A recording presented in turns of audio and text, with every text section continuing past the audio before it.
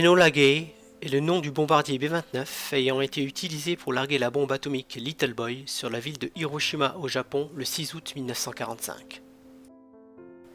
À la mi-juillet 1943, l'US Army annonça que l'usine d'Omaha avait été sélectionnée pour construire un nouveau bombardier, le B-29 Super Fortress.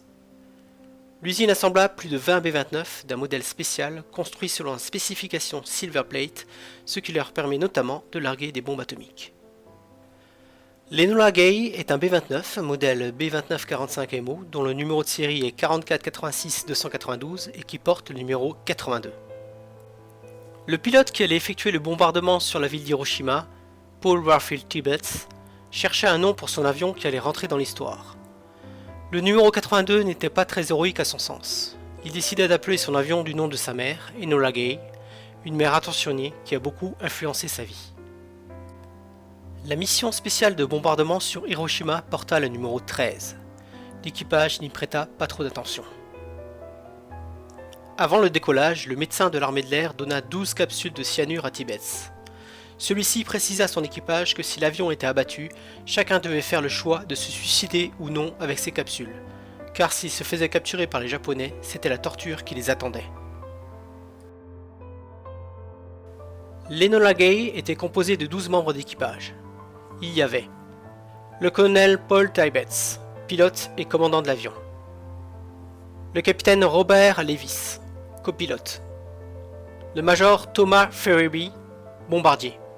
Le capitaine Theodore Van Kirk, navigateur.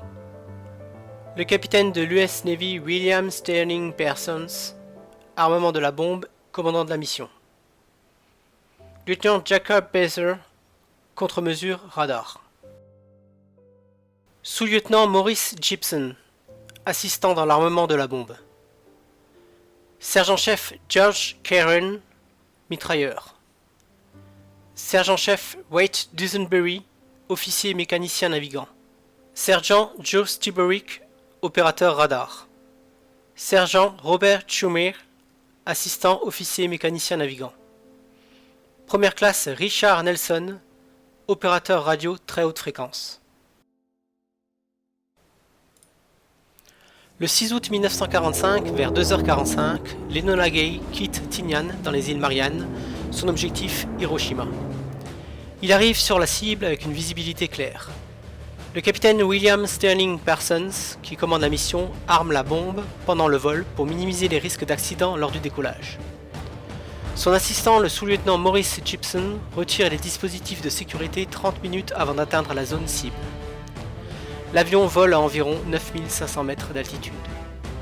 Le bombardement se déroule comme prévu et Little Boy met 43 secondes pour tomber de l'avion, jusqu'à la hauteur de détonation prédéterminée au-dessus de la ville, soit environ 600 mètres. La détonation crée une explosion équivalente à 16 kilotonnes de TNT. L'Enola Gay parcourt environ 18 km avant de ressentir les ondes de choc de l'explosion, sans dommage pour l'appareil. L'Enola Gay retourne en toute sécurité à sa base de Tinian, arrivant à 14h58 après 12h13 de vol. Plusieurs centaines de personnes, y compris des journalistes et photographes, se rassemblent pour immortaliser le retour de l'avion. Tibbets est le premier à débarquer et reçoit la Distinguished Service Cross sur place. Elle lui est remise par le général Carl Spaatz. Tibbets est plus tard reçu à la Maison Blanche par le président Truman.